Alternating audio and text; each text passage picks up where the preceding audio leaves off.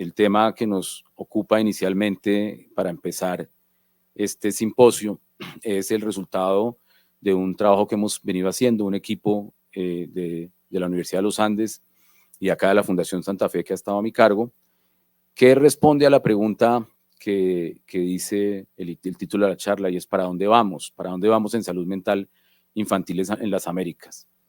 Y es algo muy importante porque después de la pandemia, e incluso antes, se estaba hablando y se volvió un tema de moda hablar de la salud mental de los niños, y eso está en los medios de comunicación, todos los días sale en el noticiero, todos los días sale en la prensa. Uno pensaría que esa preocupación se debería traducir en mejor atención, en mejores estrategias de detección y en mejores políticas públicas para atender los niños y los adolescentes, no solamente en Colombia, sino en el mundo entero. Pues vamos a ver si eso es cierto, vamos a ver si eso es cierto. Lo primero es que hay 89 millones de niños y niñas en este momento en el mundo que tienen un trastorno de salud mental. No son niños que tengan problemas de salud mental, o sea, hay 89 millones de personas en el mundo que tienen un diagnóstico de salud mental y son menores de 18 años. Depresión, problemas de aprendizaje, trastorno por déficit de atención, lo que uno quiera, y según estas cifras de la UNICEF, son 89 millones de personas. Es decir, duplicamos la población de Colombia en niños que están enfermos mentalmente, no que tienen un problema, están enfermos mentalmente. Y el 24% de las consultas generales de los niños en atención primaria son de salud mental. De las consultas generales, cuando hablamos de consultas generales, hablamos de consulta de pediatría, de consulta de crecimiento, tienen elementos de salud mental, el 24%. Y la salud mental representa la carga más alta, de eso nos va a hablar después, por supuesto, el doctor Darío Londoño, la carga más alta de años perdidos de vida funcional de un ser humano lo implican problemas de salud mental. Y si esos problemas de salud mental son de un menor de edad, pues se duplica o se triplica esa carga económica, ¿sí? El 85% de los problemas mentales empiezan antes de los 18 años. Excepto el Alzheimer y las demencias frontotemporales y el deterioro cognitivo de una persona adulta, todo lo demás, incluida la esquizofrenia, el trastorno bipolar, las depresiones, el trastorno generalizado de ansiedad, todos empiezan antes de los 18 años. Y lo que nosotros conocíamos o conocíamos como prodromos, por ejemplo, que le enseñaban a uno en la residencia, el prodromo de esquizofrenia, el prodromo bipolar, eso no es prodromos, eso es un trastorno mental que empieza en la infancia, en la adolescencia, pero que no lo detectamos, no lo detectamos. Entonces a esto tenemos que sumarle muchas otras cosas, los objetivos del desarrollo sostenible, los determinantes sociales de la salud que habla Naciones Unidas y últimamente, y uno entiende ya por qué surge ese proceso que ha liderado la Organización Mundial de la Salud y su oficina para la atención de los trastornos mentales y el abuso de sustancias en cabeza de la doctora Débora Castell, con una nueva política mundial de salud mental que dice que estamos haciendo las cosas mal en salud mental y que reconoce la OMS que hasta hoy no podemos dar respuesta a las necesidades de salud mental y que vamos a tener que transformar nuestras políticas de detección y de atención de trastornos de salud mental porque lo que estamos haciendo, pues claramente no es suficiente, claramente no lo podemos multiplicar por 1000 para tener psicólogos y psiquiatras atendiendo a la gente que lo necesita. Entonces tenemos que pensar otras formas de proveer servicios de salud mental diferentes a las que tenemos hoy en día. Estos son otros indicadores que por supuesto hablan más de lo que vamos a hablar hoy, que tiene que ver con las Américas, y es que las Américas sigue siendo un continente muy joven, a pesar del envejecimiento de la población, sigue siendo 1 de cada 5 personas que viven en las Américas tiene menos de 18 años, somos el segundo continente más joven después de África, somos un continente que todavía no está envejeciendo como Europa y como Asia, ¿sí? Los niños de las Américas, si analizamos los países de las Américas, están sufriendo problemas de salud mental desde 2 polos diferentes, desde 2 ópticas distintas, que es bien paradójico. Entonces uno mira a los niños de América Latina y los niños de América Latina y el Caribe tienen una serie de vulnerabilidades o están vulnerabilizados con situaciones que están relacionadas básicamente con la pobreza y con la violencia y sufren de situaciones que tienen que ver con pobreza y con violencia. Pero los niños de Norteamérica que no tienen pobreza y violencia, pues también la tienen, digamos los migrantes, pero que globalmente no tendrían, están teniendo también otros problemas de salud mental precisamente por violencia, por acceso temprano a situaciones complejas como el acceso a las armas, como el acceso indiscriminado a las drogas y al consumo de alcohol temprano y otra serie de cosas. O sea que aquí en el continente, en los dos polos, tenemos esas dificultades con causas distintas, pero son poblaciones que tanto para América Latina y el Caribe como para Norteamérica están vulnerables, mucho más vulnerables que los adultos. Cuando uno mira los indicadores de salud mental pública que tiene, por ejemplo, Europa o que tiene, por ejemplo, el sudeste asiático, están mucho mejor que América. Y hablo de las Américas, no estoy hablando solamente de América Latina, están mucho mejor. Es gente que cuida más a sus niños que nosotros. Esa es la realidad. Es gente que tiene pensado culturalmente y transgeneracionalmente cómo cuidar las generaciones futuras, con muchos problemas, por supuesto, que tienen en otras partes, como el tráfico de menores. Bueno, eso es terrible, pero en términos del respeto por la crianza y del respeto por el futuro, llamemos futuro al niño que viene a convertirse en un adulto, es diferente que el que tenemos en estas otras regiones.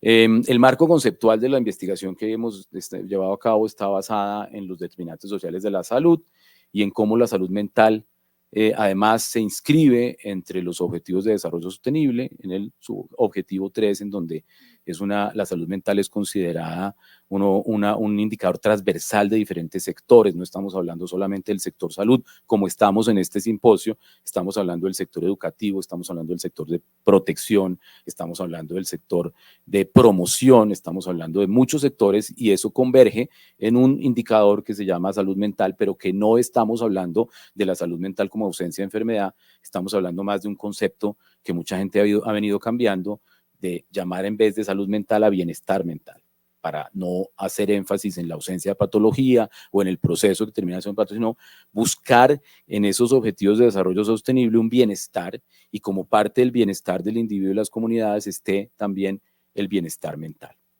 Entonces, que este equipo de trabajo ha estado, digamos, esto es una iniciativa de la Organización Panamericana de la Salud con colaboración de la Universidad de los Andes.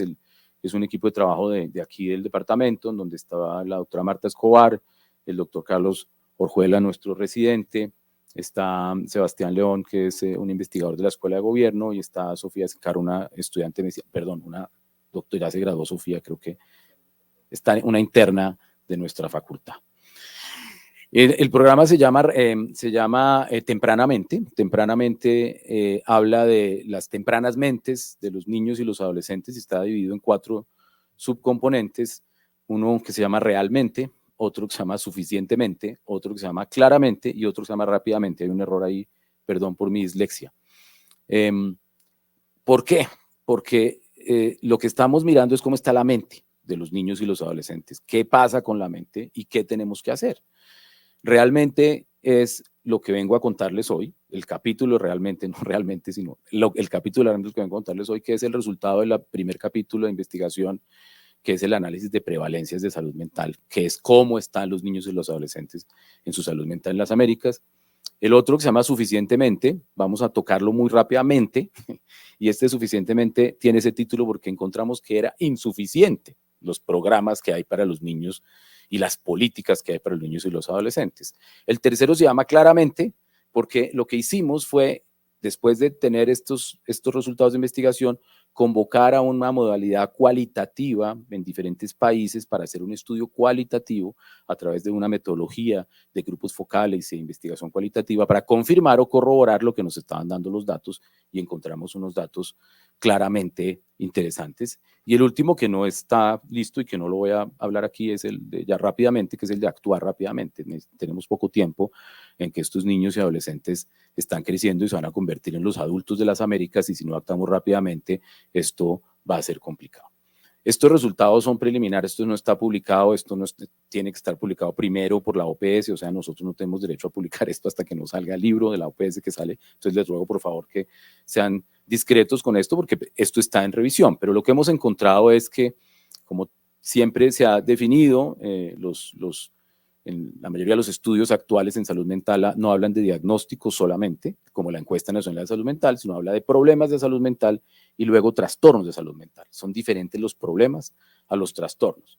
Y aquí encontramos que, por ejemplo, los trastornos afectivos, o sea, la depresión es lo más frecuente. Lo más frecuente y varía, es muy variable porque las estadísticas en estos países son de fuentes distintas y con indicadores distintos, luego es muy difícil poder sistematizar la información de una sola fuente, pero varía y aparentemente sí hay por lo menos, incluida la depresión y otros trastornos afectivos, un 29% de prevalencia, que es muy alto, para trastornos de ansiedad, que sería el segundo, el 23%, la conducta suicida, el 21%, eso es un indicador peligrosísimo en salud pública, y es mucho mayor que en adultos en países de las Américas, a diferencia de otras partes del mundo en donde los pacientes, pues las personas que cometen suicidio, pero que muchos de ellos son pacientes porque tienen la mayoría trastornos mentales, son adultos o son de mediana edad o adulto mayor. Aquí sigue siendo gente joven, en nuestros continentes sigue siendo gente joven. El consumo de alcohol y sustancias es altísimo comparado con otras partes del mundo. Comienzan a consumir alcohol los adolescentes en las Américas y especialmente en nuestra región latinoamericana del Caribe. Nuestros países, Colombia, las islas del Caribe, México, comienzan los niños a tomar alcohol muy temprano, mucho más temprano que en otras latitudes. La discapacidad intelectual y el trastorno por déficit de atención. Y los problemas, no sé por qué está esa cosa ahí que yo no estoy moviendo. Ah, sí, soy yo.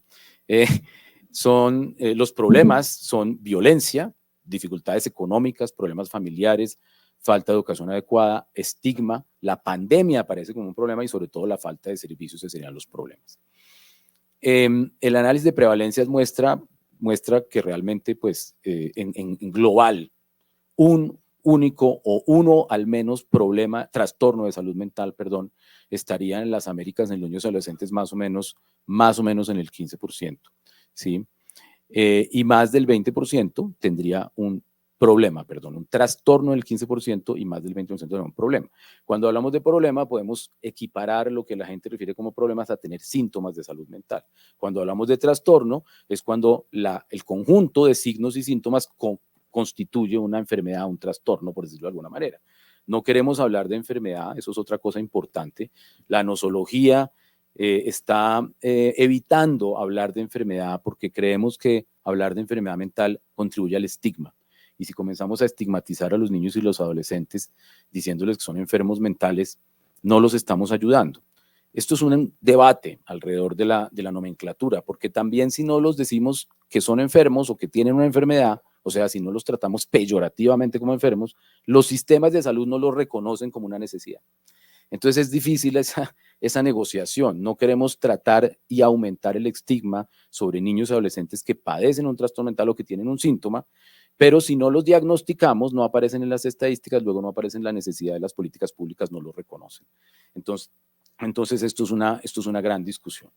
Aquí están, digamos, el resumen de lo que les estoy diciendo. Como ustedes pueden ver ahí, están los trastornos afectivos en primer lugar, incluida la depresión, los trastornos de ansiedad. Lo que llamamos aquí enfermedades mentales son lo que tendría que ver como con discapacidad mental, discapacidad de situaciones que generan discapacidad. Por supuesto, cualquiera de estas situaciones que la deja uno quieta en el tiempo va a producir discapacidad. O sea, una persona que a los 7 años empieza con una depresión infantil que no se detecta, si no se hace algo con esa persona, no se le quita solo, no se le quita aislándolo, no se le quita sacándolo de su colegio y genera en la adultez discapacidad, cualquiera de estos. Los trastornos de ansiedad en segundo lugar, el trastorno por déficit de atención en cuarto, y fíjense la conducta suicida. Cuando hablamos de conducta suicida no estamos hablando solamente de la gente, de los niños que hacen intentos de suicidio, estamos hablando de todo el espectro de suicidio en general, que es tener ideas suicidas, tener planes suicidas, haber pensado en el suicidio como una opción, o efectivamente cometer un acto o hacer un intento. Solamente el pensar en que esa posibilidad existe ya nos califica que la persona tiene o tendría un riesgo de una conducta suicida. Eso en niños y adolescentes lo va a hablar el doctor Rodríguez más tarde, pues es un tema súper complejo porque se minimiza, no se les cree, o sea, hay una serie de cosas que llaman la atención, por ejemplo, ahora vamos a hablar de la parte cualitativa, pero en las respuestas que nos dan en la parte cualitativa, algunas personas como, no, sí, pero él dice, los niños dicen eso, pero no lo van a hacer. Tranquilos que eso es por llamar la atención. No es tan cierto y Santiago nos va a explicar mucho más este concepto. Llama mucho la atención que en los indicadores en nuestro continente la conducta suicida sigue siendo una conducta de gente muy joven y cada vez se presentan gente más joven. En otras partes del mundo sigue siendo o se está virando hacia la cuarta, quinta y sexta década de la vida.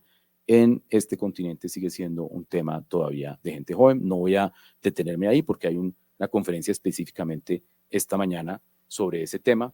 Entonces, creo que el doctor Rodríguez nos va a explicar mucho más profundamente esta problemática.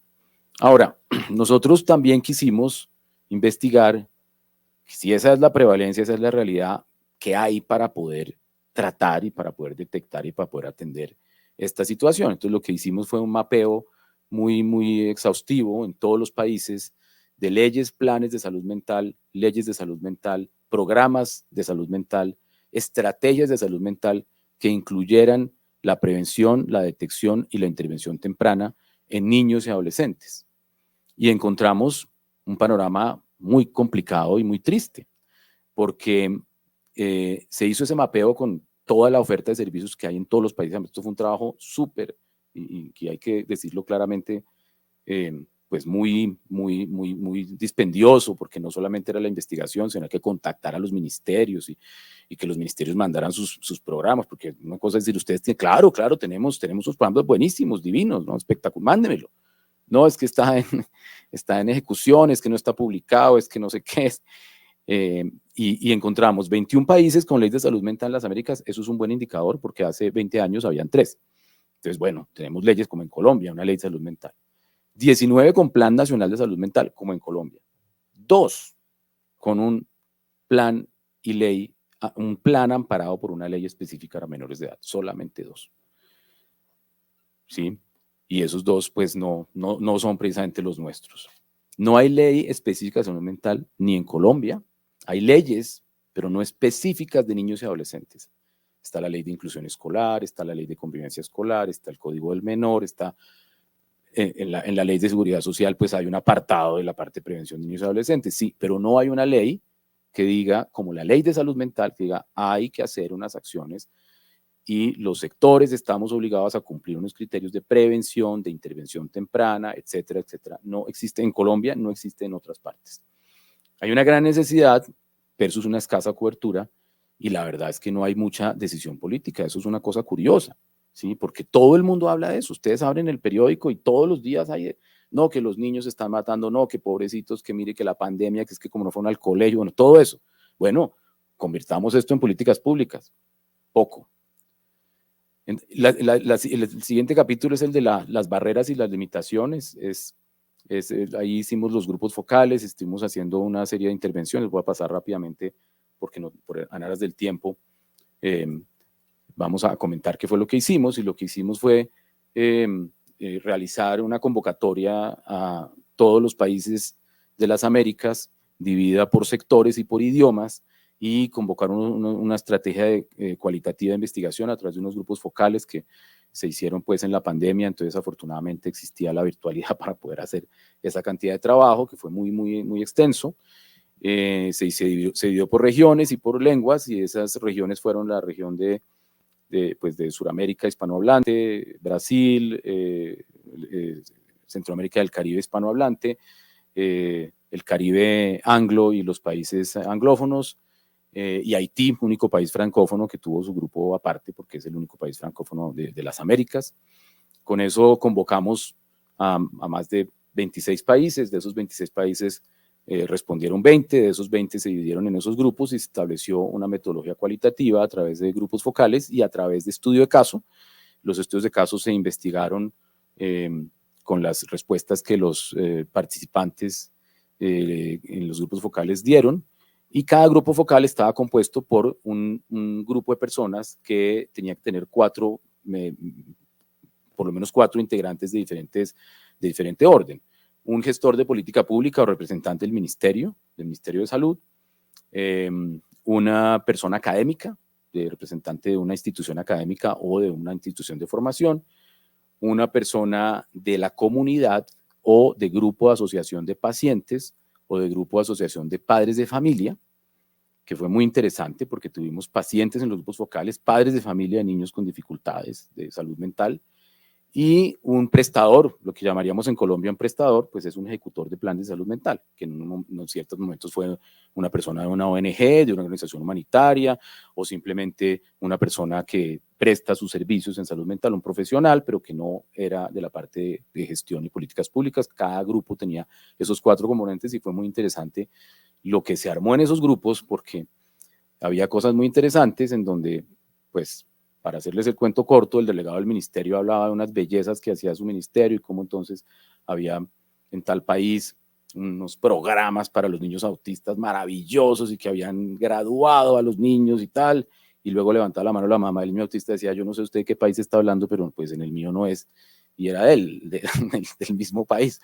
Entonces, se coge esa información con esa cantidad de, pues, digamos, de puntos de vista y de soporte, porque también a través de la metodología la gente no podía hablar cháchara, o sea, tenía que mandar los documentos, no era, y efectivamente encontramos para la primera pregunta, pues los problemas más graves que tiene la gente, aquí está la nube de palabras, pues tiene que ver con la ausencia de servicios, lo de consumo de sustancias es fundamental en nuestros países.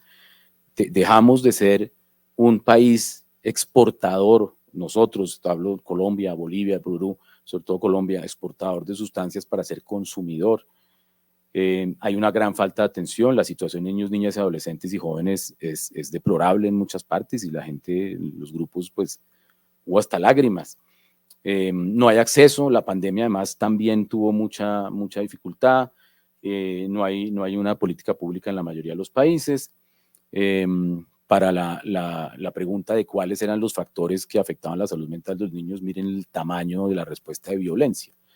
Y estamos hablando de países que no están en conflicto, es decir, no estamos hablando de países de conflicto armado como el nuestro, estamos hablando de países en donde hay otro tipo de conflicto como México y Centroamérica, en donde las cifras de violencia contra los niños en Honduras, en Guatemala, en México por los carteles del narco son impresionantes y pues aparecen esos indicadores, violencia, nuevamente aparece la pandemia, violencia sexual, pobreza, la responsabilidad o no de los padres de familia, ansiedad, la falta de información y las barreras de acceso vuelven a aparecer algo muy interesante, que la violencia es una barrera de acceso. La violencia genera problemas de salud mental, pero la violencia también limita que los problemas de salud mental sean atendidos.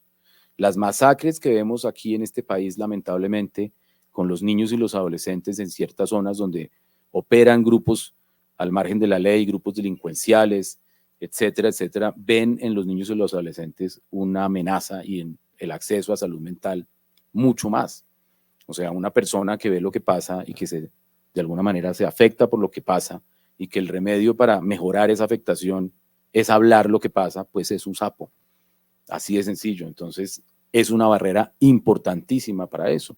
La falta de atención, el estigma, la falta de recursos, la falta de profesionales. Es impresionante cómo lo vemos aquí en Colombia, pero en otras partes es muchísimo peor, en donde un niño, un adolescente tiene que viajar 24 horas en una lancha por un río, pasar 3 checkpoints de grupos armados para poder ver un psicólogo en la cabecera municipal en la cita a los 3 meses. O sitios efectivamente donde la gente no puede tener acceso, no llegan, o sitios donde hay acceso pero no cobertura por sus seguros o por el Estado y entonces tienen que entrar a unos costos muy altos o no hay disponibilidad o simplemente no existe el servicio. Hay países que contestaban las preguntas como no, pero ¿cómo van a traer salud mental infantil si los niños no necesitan eso? Más o menos como vamos a hacer es otras cosas, vamos a hacer nutrición, vamos a hacer vacunación. Entonces eso es, digamos, como una de las cosas más complicadas. Entonces, pues por supuesto, las conclusiones a las que llegamos es que 1 de cada 5 niños tiene un problema y 1 de cada 10 tiene un trastorno, como decía al principio. La depresión, los trastornos de ansiedad y el trastorno por déficit de atención son los 3 primeros diagnósticos en las Américas, pero 1 de cada 10 entre 14 y 18 años ha pensado en la muerte. No quiere decir que tenga el diagnóstico de patología suicida, pero ha pensado en la muerte. Es un indicador muy complicado. Conducta suicida, consumo de sustancias y alcohol y los problemas relacionados con violencia son condiciones que acompañan indudablemente a los niños y a la salud mental de los niños. Hay una gran diferencia entre la información disponible, la calidad y la estandarización de los problemas y de los trastornos. hay mucha mejor sistematización de la información en los países de Norteamérica que en los nuestros, por supuesto. Entonces es mucho más fácil llegar a esas conclusiones allá que en los nuestros. No hay información confiable. Las informaciones surgen de diferentes órdenes y no existe una estandarización de información. Hay sitios en donde se usan diagnósticos, otros sitios donde se usa otro sistema de diagnóstico, otro sitio en donde simplemente no se diagnostica, sino solamente se cuenta la información. Entonces, por eso es muy difícil de comparar, es una cosa importante. Los otros trastornos no son tan prevalentes, pero que aparecieron: conducta alimentaria, espectro autista, trastorno de conducta y trastorno de aprendizaje. Conducta alimentaria, ¿qué pasa? Que conducta alimentaria los datos no son tan confiables porque los diagnósticos aparecen más desde el punto de vista médico. Entonces uno tiene que investigar desnutrición, este tipo de cosas, porque el último diagnóstico que aparece es el de anorexia y bulimia en los sistemas de información. Eso pasa además, por lo menos en Colombia, porque no hay cobertura de los seguros para ese tipo de trastornos. Es otra cosa que es lamentable. Y además, pues, prima el diagnóstico médico. Y en Colombia, en la encuesta nacional de salud mental, el trastorno de aprendizaje sí salió más prevalente que en muchos otros países. Aquí el trastorno de aprendizaje en Colombia salió mucho más prevalente que en otras partes de las Américas. Entonces, como conclusión, hay una gran inequidad en las Américas, por supuesto. Los países del norte tienen otra forma y otros recursos y otras políticas. Las prevalencias son similares, pero pues como son de diferentes fuentes, es difícil poderlas comparar, y hay una gran prevalencia en depresión, ansiedad y trastorno por déficit de atención. No hay servicios oportunos, no hay servicios de calidad eficaz para los niños y los adolescentes. ¿Cómo se llaman esos servicios? Se llaman intervención temprana. Detección e intervención temprana no existen en nuestros países. Y continúa siendo muy importante el estigma sobre la salud mental, en especial la salud mental infantil. Por supuesto, hay barreras de acceso, hay pocos servicios, pero los pocos que hay tienen muchas barreras económicas, geográficas, ausencia de voluntad política, que impiden que los niños y los adolescentes tengan esta intervención oportuna y intervención temprana.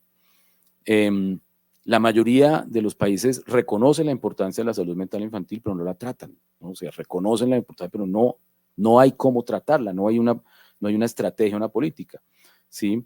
Y incluso el tema de salud mental infantil es un tema tendencia actual en los medios de comunicación, tendencia actual en las redes sociales, tendencia actual en la opinión pública, pero paradójicamente no se detecta, no se interviene y se cuantifica adecuadamente. Es como si nosotros estuviéramos frente a un problema que se volvió de moda, pero no nos interesa mucho ahondar en el problema. O sea, lo mencionamos, pero no nos interesa mucho ahondar en el problema. Entonces siguen siendo relegados de las políticas públicas. No tienen políticas nacionales específicas de salud mental para niños y adolescentes, con excepción de 2 países. Los demás no las tienen, incluidos nosotros. Y entonces la pregunta con la que yo termino esta conferencia es: ¿será que nuestros niños deben esperar a ser adultos para ser escuchados y en ese momento que atiendan las secuelas? Porque efectivamente lo que encontraríamos cuando se detecten ya siendo adultos serían secuelas de cosas que empezaron en la infancia, que detectadas tempranamente se hubieran podido evitar, y que cuando ya son adultos con secuelas o con trastornos mentales graves, son mucho más costosos para un sistema de salud, son mucho más costosos en términos de lo que deja esa persona de contribuir al desarrollo de una comunidad, de un país, y además genera más problemas de salud mental, porque un adulto, un padre de familia, una persona que haya sufrido un problema de salud mental desde la infancia, va a ser menos buen papá, menos buena mamá, menos buen educador que si hubiéramos detectado eso en la infancia y lo hubiéramos prevenido. No tengo los datos porque los va a hablar el doctor Londoño ahora en la conferencia sobre costos, pero había un análisis de costos también, no como parte de esta investigación, sino de las fuentes de información que nosotros consultamos, y es impresionante lo que se ahorraría este continente en plata, en tiempo, en esfuerzo, si detectamos los trastornos mentales antes de los 10 años. Si detectáramos los trastornos mentales antes de los 10 años, el desenlace y el costo que esos trastornos mentales le implican a un sistema de salud y a un país nos ayudaría muchísimo, muchísimo, muchísimo. No estoy hablando de Colombia, estoy hablando de todos los países de las Américas. Entonces, pues esa es como la reflexión de esta mañana. Muchísimas gracias